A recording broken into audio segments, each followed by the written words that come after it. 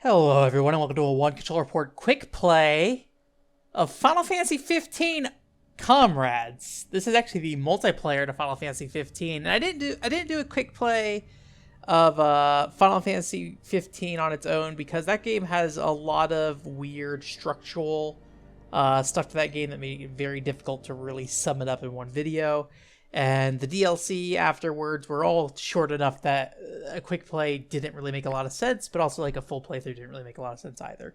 But this one component of the game makes sense for a quick play. So if you don't know, there's like a ton of random garbage surrounding Final Fantasy 15 in terms of gameplay content and anime and movies and stuff.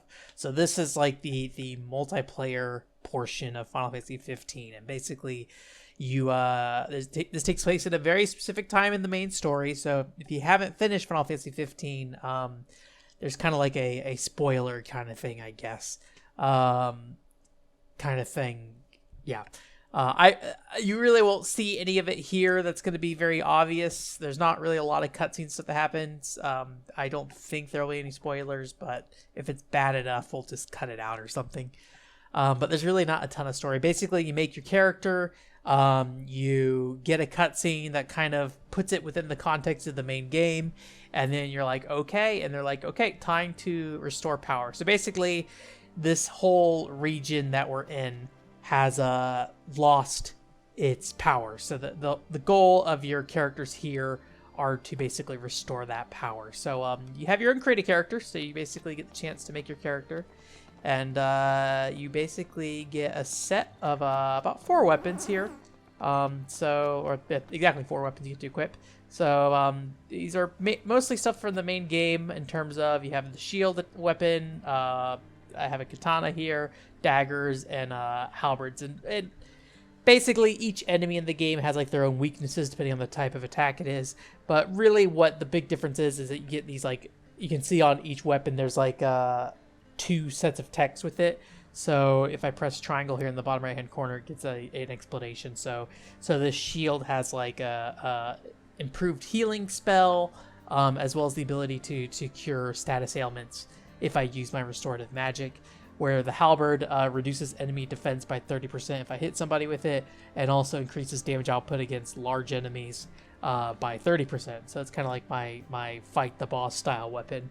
And then I also have these little daggers, which basically have a chance to either stun an enemy for 1 or 2 seconds. I don't know if those skills stack. I'm hoping they do, and I think they do because I will notice sometimes enemies will only pause for 1 second, and sometimes they pause for 2 seconds. So I think those skills do stack in that case. And then I have a Mythical Katana, which has locked slots. As far as I can know, you cannot unlock those slots. It's just this weapon is purely attack focused. And so this little crafting center over here basically lets you create this gear. So you have materials and stuff you get from different. So I already own these weapons. I bought these weapons or got them through some other means. I'm pretty sure you have to buy all the weapons in this game though, outside your starting ones. And basically you take the materials that you've gotten from fighting, and each of these materials have different things. So they have different skills on them that you can add to your weapon if you have an open slot. So on this katana, we do have an open slot on it, so we could assign something to it.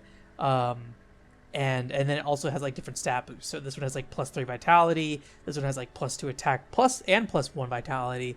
And you can overwrite the skills kind of back and forth, and then eventually you just can basically feed stuff to this weapon until it hits level 50, and then once you hit level 50, you've kind of capped out the weapon. And usually by the time I purchase a weapon, it's worth it just to go ahead and grind it up as much as possible, unless you're trying to make a very specific build where you may need to go farm more materials or things like that. So the whole game, if you haven't played like Final Fantasy, or it's pretty much the same as Final Fantasy 15, where you can kind of switch between weapons during combat. You also have like a class that you can choose, so you unlock these classes through finishing quests. So I have like 4 or 5 equipped here. So I have like a tank one on, and you can see in the bottom right hand corner, this one is like, okay, it looks like I have like -30% vitality, which I'm actually surprised for this one. Maybe it's because more of an evasive tank is what this is. And then so you have like the healer class that has so this is more of the tank one, so you get more HP and more MP, but it's also, this one's more like a taunting one, so you can like taunt enemies to come to you. I've been using the taunting one, but honestly the taunts don't seem to be super effective. And then I think everybody starts with the healing one, which is right here. Basically gives you like a really strong heal. Every character is a heal at all times, as far as I can tell, no matter what class you're using. So, and that's kind of it for the equipment stuff. Then you just basically level up like we would probably normally expect. So there's a couple things here. There's the weapon shop over there.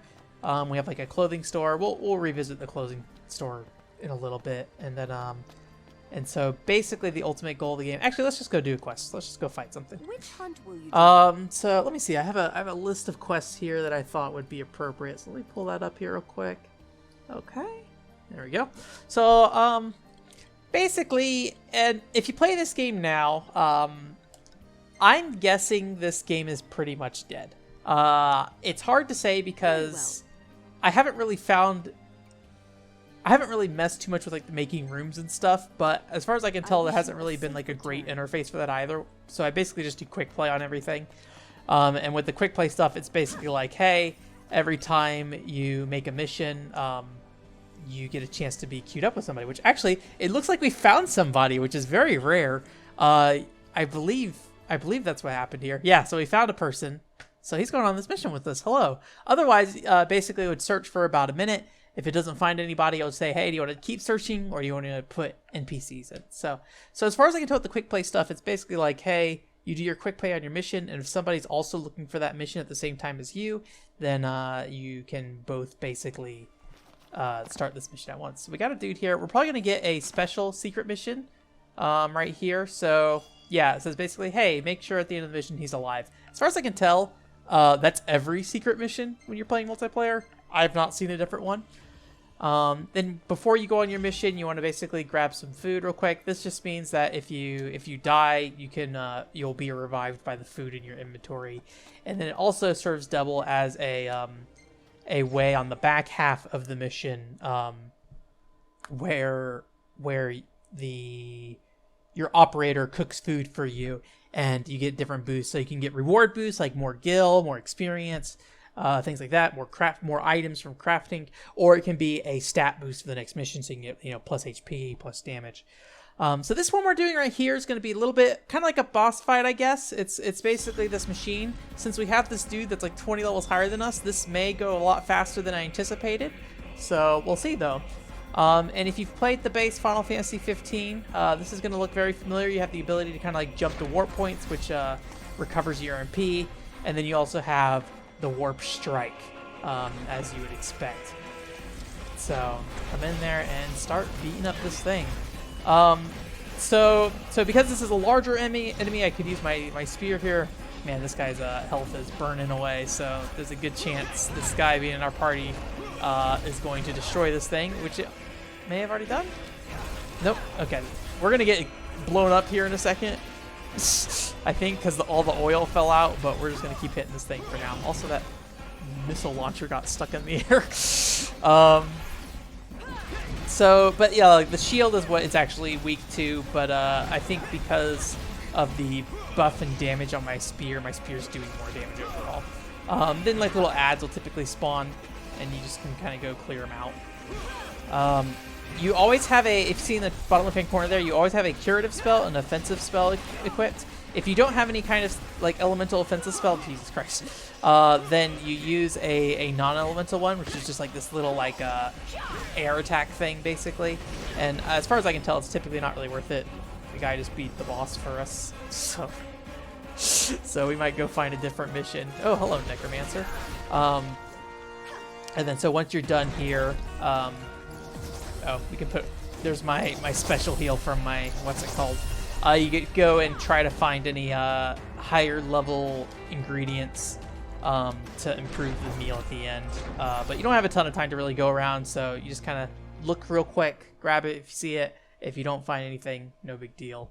you didn't miss out on too much. Then you get a little scoreboard here. So he did a ton of damage because he's nearly 20 levels higher than us. But yeah, so we have our operator here. She's going to make us some food. And we're going to get our little bonus for Tauft, whatever his name is, coming back alive as well. And we got a perception boost, so item drop rate increased by 20%. And the next mission, we have an increased HP boost by 200. This game has a lot of in-between menus like this, so if you're playing, expect to spend a lot of time just kind of clicking through these menus.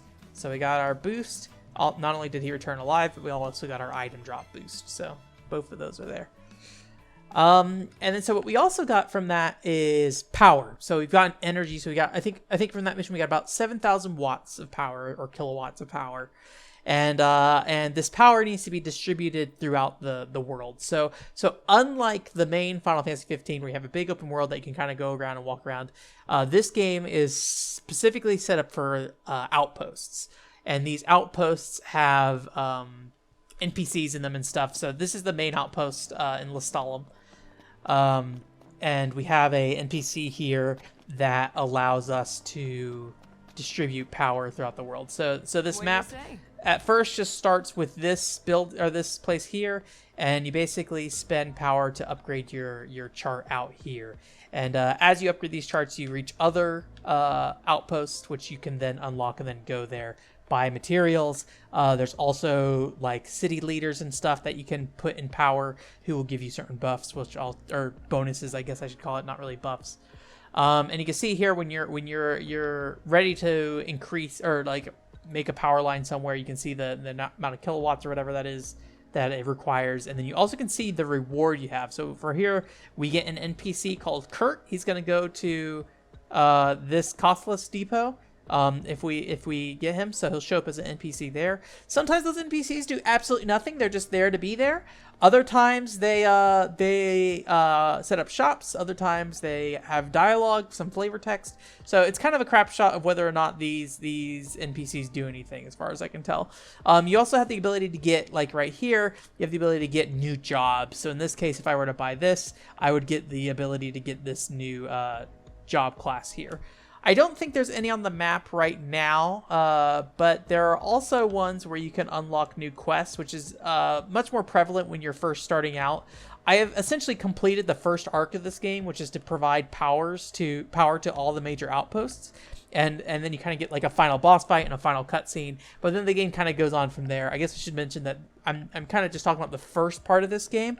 The second part, basically my objective right now is to get more jobs, is what it is. So it's basically asking me to go ahead, finish out getting the jobs, or at least get 2 more, it looks like. And then I'm guessing the story is going to continue from there. But the first like 20 hours of this game is powering these outposts.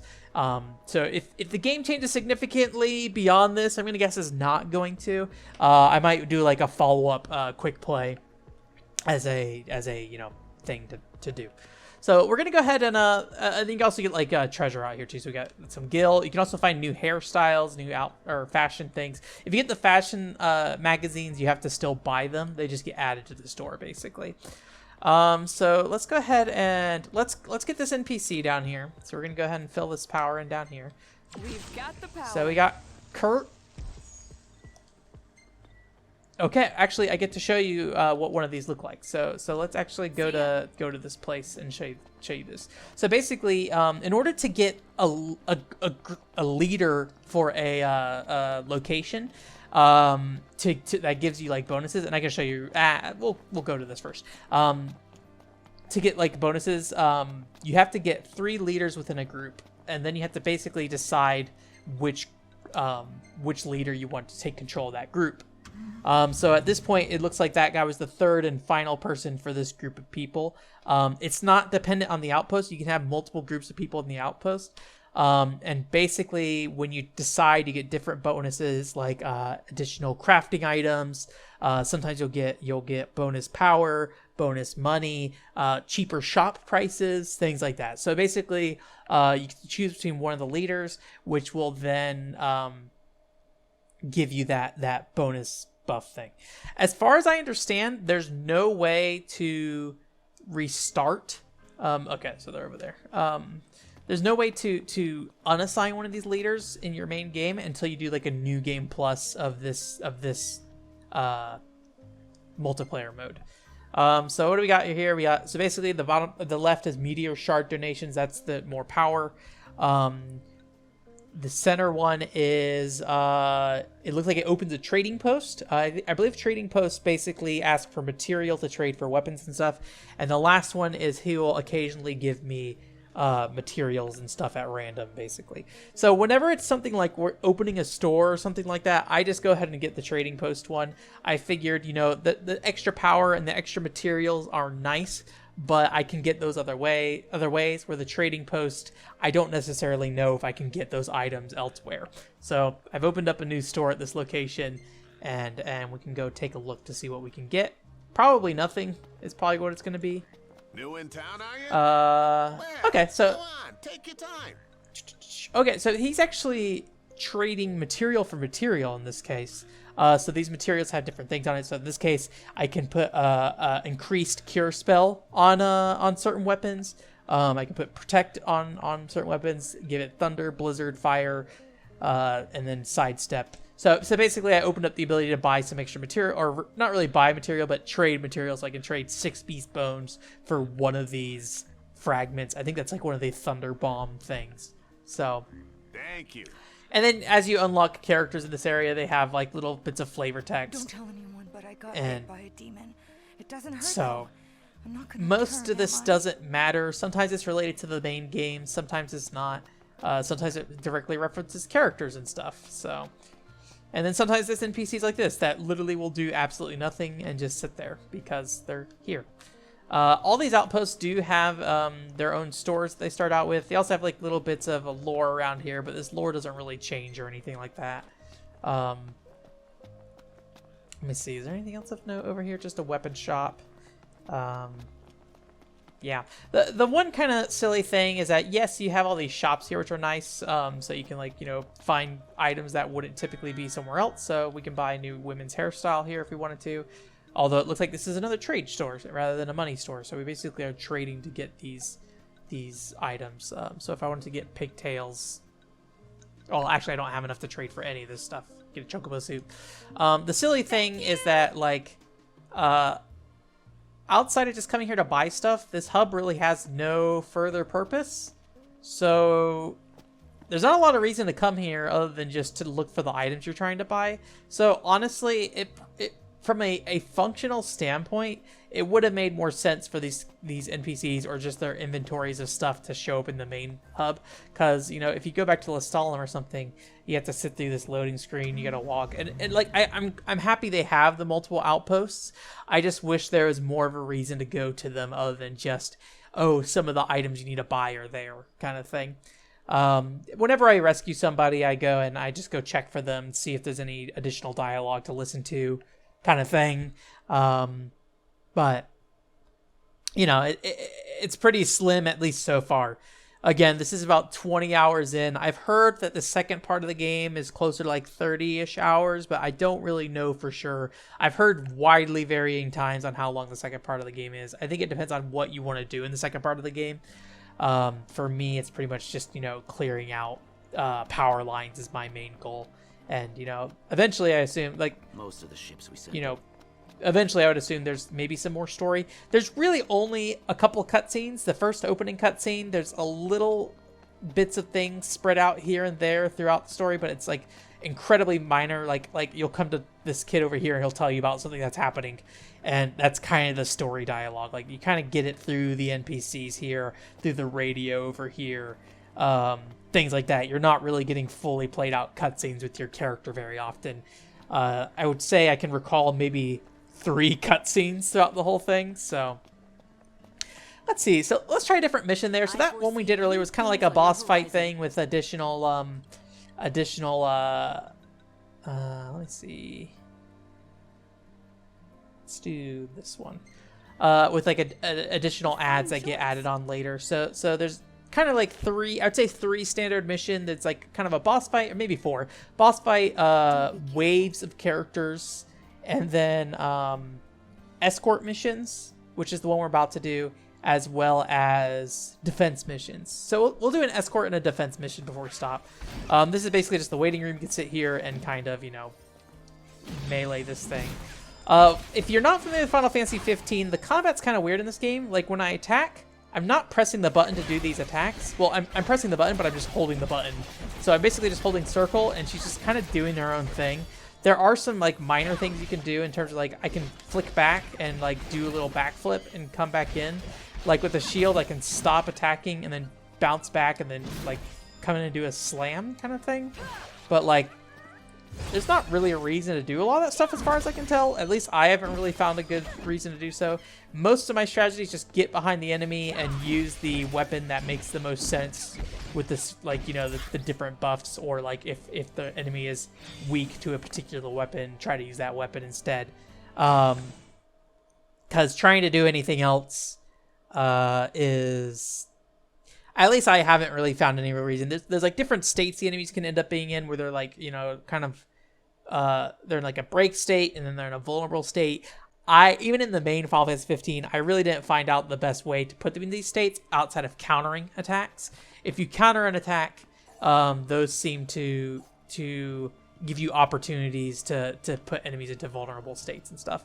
Also, my like daggers that have stuns also can put enemies in vulnerable states. I think this enemy, I use the stun quite a bit on some enemies, so we'll see here. But yeah, a lot of load times. You know, I queued up for the quest, set up the room, sat there for a minute, loaded into the campsite, loaded into here, and then now, like, especially with the escort mission, I have to wait for this truck to go forward. Well, I guess I could actually go ahead, but you know, the enemies are pretty far out here. Not super far, but like if you sit here and try to get ahead of the truck, you're barely saving any time.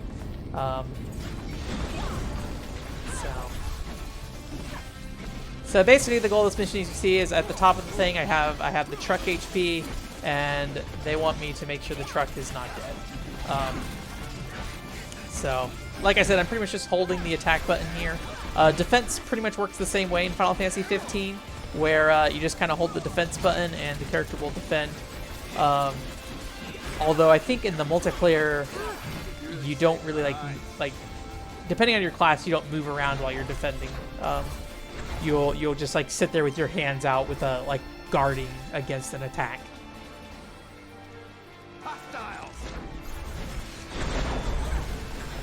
A lot of missions also have these little spawning things. So if you want to prevent the enemies from spawning anymore, you need to. In that case, I did a block and a counter from that. A lot of this game is about blocking and countering, honestly. But you want to kill those like little spires that we saw there to prevent enemies from spawning. Alright.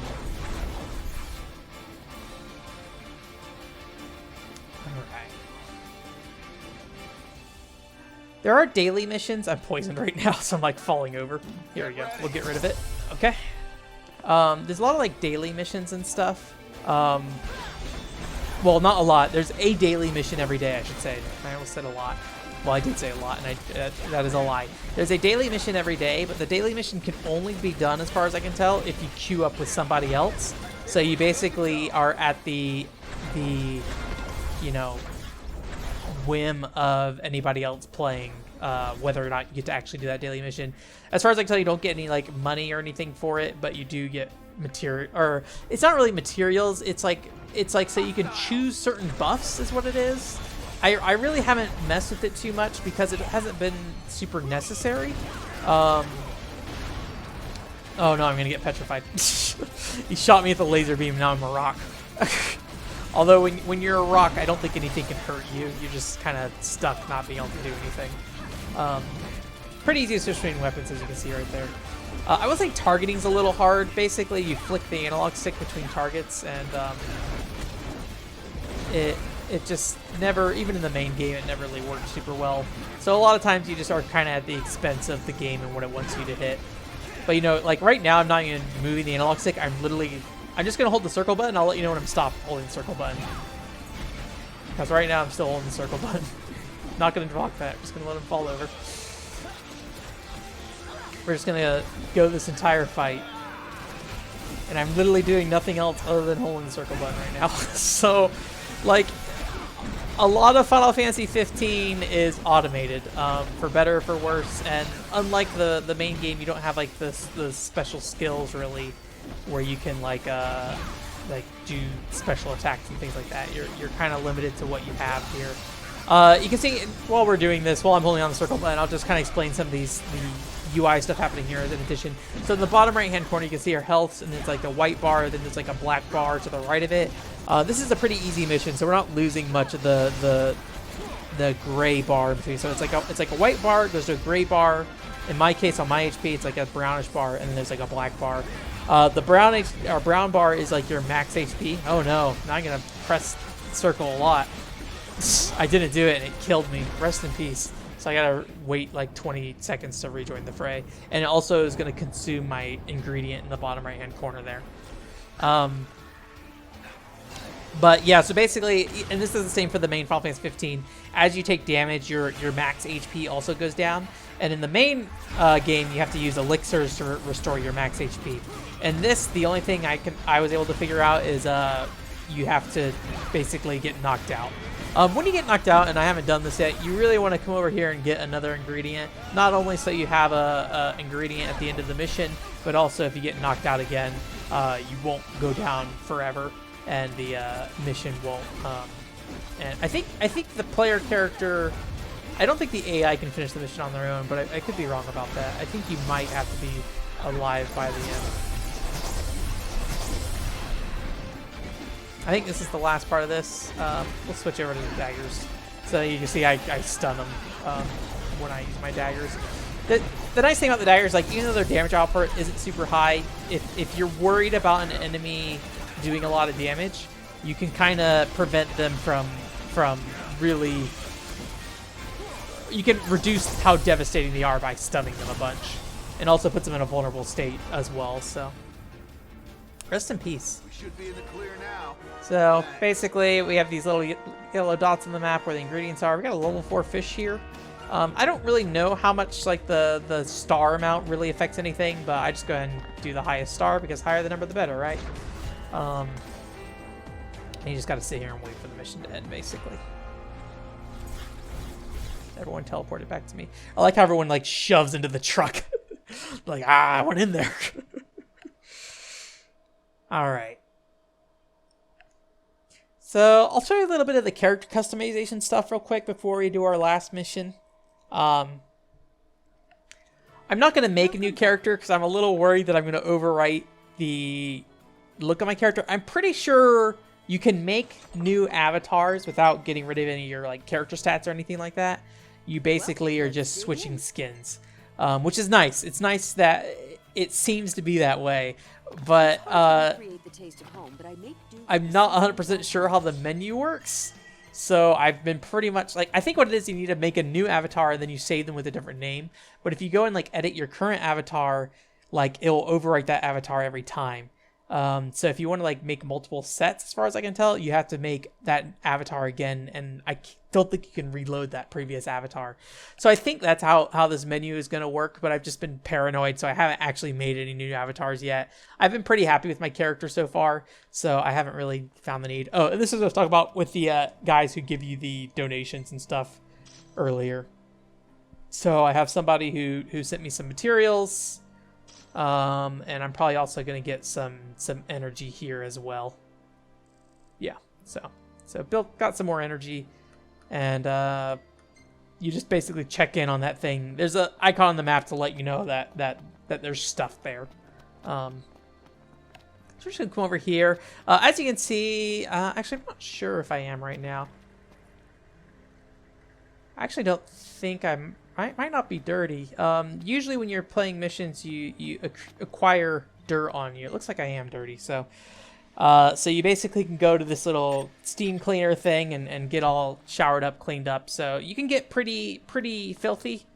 Not like super filthy, but you'll get covered in dirt and stuff, especially if you're wearing like a white top or something here. Character creation in this game seems very limited up front, but is actually kind of weirdly in depth to some extent.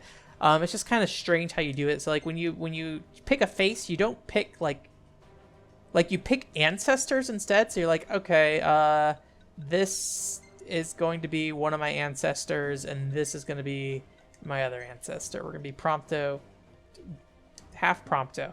And you're like, okay, so it's like it mixes these two faces together, or if you really just want one of these faces, you can just blank out the other face essentially. And then you can choose how much of each facial feature you get from that. So you can kind of go back and forth. So you make it more like the other one and more like that one. And then you can also do the same thing with the skin tone. You're like, I want this one to be more dominant. I want this one to be more dominant. And you can choose that way. And then you have some hairstyles. Not a ton of hairstyles, but as you probably saw earlier, you can buy more hairs. And then you have beard, eyebrows, all that good stuff. You can buy tattoos. Choose your voice. For hearth and home. And then you can also do some basic figures stuff. You can increase the size of your pecs. I feel like a lot of video games don't let you do that for guys. You're just kind of stuck with whatever pecs you got, and like, hey, I want my big old man boobs, so put those on. Then you also get to choose clothes, including the clothes you've already purchased and stuff. So yeah, got my jacket on. And you can also recolor a lot of these clothes and stuff. So like you can be like, oh, and each of these clothes have way too many parts to color. So if you really want to get in depth, it kind of stinks. Like you are limited to certain things. Like you can't. Like you are limited to changing certain sections into colors. So if you did want to do some further customization, you don't really have the option. But honestly, compared to most video games, it's like you can change the zipper color. Like that's pretty dang rare in a game. So you can do quite a bit with it. I'm not going to save this character, so we're just going to get rid of it. So when you're like actually changing your current character, I accidentally just selected my current avatar again rather than click edit, so we're gonna sit here through this weird load time. Dun, dun, dun. But you don't really save outfits. You just kind of you have the outfit still, and it'll save the color scheme, but you can't like save sets of outfits. Even though there's an outfit option on the editing screen, that outfit option just includes gear that is full outfit. So like if I do outfit, like there's my Lara Croft gear in there basically from the Square Enix franchise, Lara Croft. So then if you see it's like a black one, but like I recolored it to be other things basically. So you basically can just choose your outfit, and then but you know you can't really like save the set. So I had some pants that worked with this. I don't remember which pants they were. Maybe it was these. Who can say? Shoes are probably whatever one are going to be kind of whitish. I don't know. That's probably it. Get our little pant things. I don't know. Anyways, it doesn't really matter that much. Then we also got our gloves here, so we can choose our gloves and stuff. Different accessories and stuff. So I bought some shades. So got our pilot glasses. Get some earrings on. All that good stuff. Let's take the shades off. Let's put the earrings on. Yeah. So you know, pretty straightforward stuff. These pants don't really match, but that's okay. And then it asks you to rename the character slot. But if you rename it, it doesn't like save a new character slot. It just changes the name of your current character slot. I don't know. I wish that menu was a little clearer, but it is nice that I think you can basically make new avatars without any kind of consequence. Anything else here? Basic clothing shop here. So, you know, I've gotten a handful of fashion magazines. Oh, sorry. You don't want to talk to the actual person. There's also like little stickers and stuff here you can get to send to other players when you're playing online. But yeah, you can buy accessories, you get some outfits, not a ton of stuff, but it's there. But you know, I haven't gone through the whole thing, so maybe there's a much more expansive amount of stuff. But it's fairly limited, but like I showed you, there's a lot of color options for it. So one other thing you could do is when you're playing missions, and this is kind of nice if you like taking screenshots of your created character and stuff. It will actually just like the main Final Fantasy 15. It'll just pre-take screenshots while you're playing. So you can just kind of sit there and find some screenshots that are like, oh, I like this one. Save, and then once you save it, it's over at this booth over here. After we wait for that server load, and then you can see all the pictures you ever saved. I've saved 93 pictures. We got a bird. So yeah, it gives you the opportunity to get a lot of pictures of your character if that's the thing you're into. And like Final Fantasy 15 is a nice looking game, so I think it works pretty dang well. So we're gonna do one more mission here. We're probably gonna fail this mission, which is okay. Which one is it? Is it this one? Yeah, let's do this one. Thank you. I may have previously cut this off without saying anything, but the reality is this mission shows one of the biggest problems this game has, assuming we don't find anyone to play with, and that is that there's some strategy to some of these missions online, particularly the defense missions. And you know, you as a single person may not be able to deal with it. So like sometimes there'll be enemies spawning in 2 different spots, and those enemies, you know, may be bombs that will explode and do a lot of damage to the target you're trying to defend. And you can kind of like try to attack a group of enemies, then leave, and then go attack the other group of enemies and hope your AI stays with the first group of enemies and kills them. But it's just not very effective. And as far as I can tell, there's no way to like tell your party members to stay, defend anywhere, or to come to you, things like that. There's also just no real like awareness from the AI of what the objective is. It basically just is like, hey, fight. So if you get somebody on your team who's like a tank, like the untouchable class like I am, and they'll sit there and taunt the enemy, but they'll be like standing right in front of the target. So any kind of AoE or attack that hits multiple things other than the single person's target is going to hit that target nonstop. And you can try to get hate, and that's kind of why I have the untouchable skill. You can try to sit there and taunt enemies to come attack you and to pull enemies away. Also, we got Kenny Crow, which is a special NPC. He's 10 levels higher than anybody else. So he'll always be 10 levels higher than at least you. So whenever you have Kenny with you, he is a advantage. But basically, like, you can sit there and taunt and the enemy won't come, and like your teammates will just sit there and fight right in front of the target, and the target, sometimes it's like an enemy that has like just a AoE damage they do at all times, and so like there's just nothing you can do. You can sit there and just like hope the enemy will die. So these are bombs, so if you leave them alone, they will explode. So I need to take care of these 2 bombs, but chances are I'm not going to be able to do that. AI actually did something there, although the target still got hit. I'm going to try to stop these 2. So you just kind of bounce back and forth, but you know, it's unreliable whether or not you're going to, you know, have the AI do the right thing. Even though like these slimes are weak to magic, I don't have any magic stuff right now, so it's fine, or like elemental weapons. So we have these gargoyles. I'm gonna try to taunt this one. Oh, come on! There will be a red line if I taunt it. Well, come here. Come on. Come here. Okay. So my AI is actually being pretty nice right now. So they fought that thing over there, which is pretty rare. Not only did they fight the thing over there, they fought the thing that wasn't looking at me. So typically what you would want to try to do is try to get this thing away from the base. I was trying to go pull the other thing over there, so it didn't work out quite right. Kenny Crow is also tearing stuff up, so we're going to go kill these bombs first and foremost. The shield seems to be better at stunning things. I don't know if that's actually true, but I would like to believe that's the case.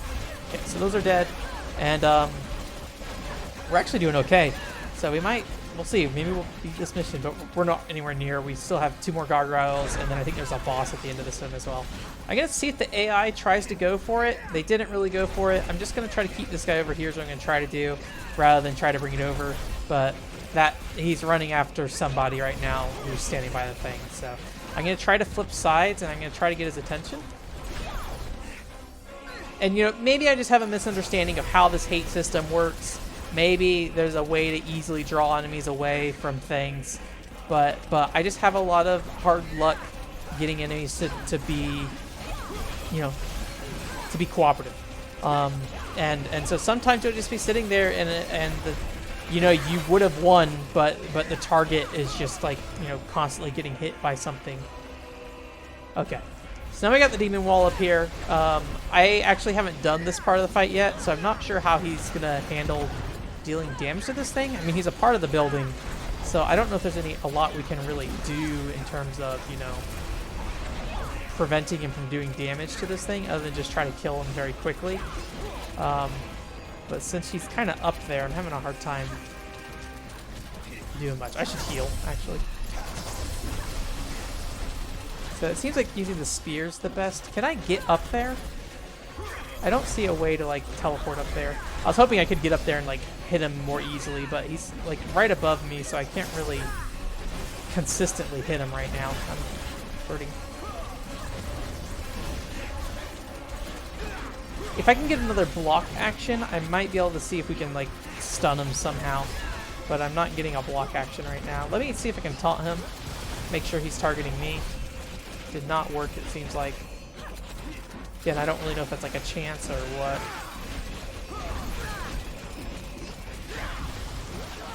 You can also try to Warp Strike. Warp Strike is handled similar to the main game where it drains a bunch of MP. We're probably not going to beat this thing.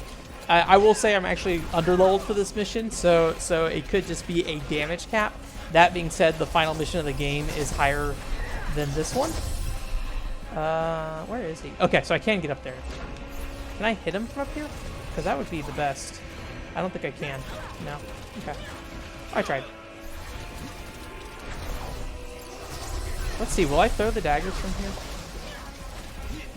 That damage is so low. Like, I was trying, like, it's one of those things where, like, maybe I could stun him, but damage output is low enough that it doesn't really matter.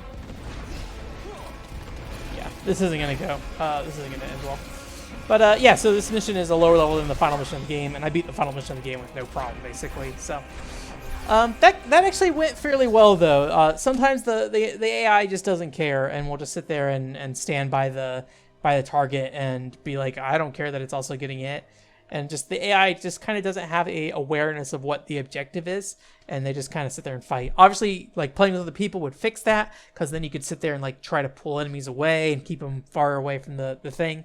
Maybe assign different roles and stuff.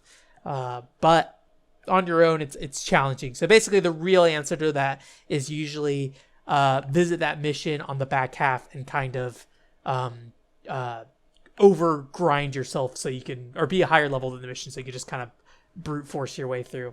I will say there's more power you need to get than there are missions to give you that power. So a lot of the game will be replaying missions. So if you look, you know, these old missions still give you power amounts and stuff. So sometimes you'll end up replaying these missions. And that's just kind of the nature of the game. I have a lot more quests now since I've already beat the game. There's also like a special quest you can see right there. I'm not going to spend too much time looking at it because it's got a spoiler on the thumbnail for it.